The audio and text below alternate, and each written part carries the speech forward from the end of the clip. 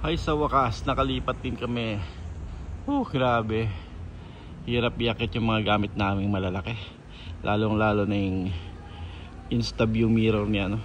InstaView door indoor refrigerator at hirap ibaba ng third floor.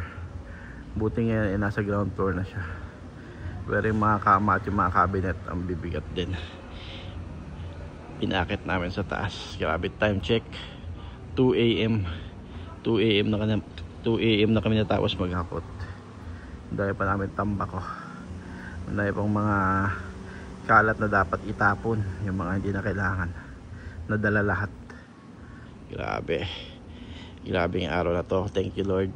Sa wakas meron na kaming home sweet home na may tuturing na sarili. Meron na tayong sariling bahay. Salamat Lord.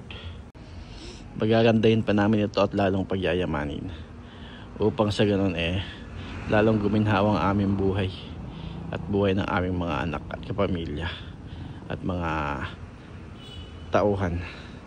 So muli, salamat Lord sa pinagkaloob niyo pong bahay at lupa. Sa wakas nagkaroon din tayo ng bahay at lupa.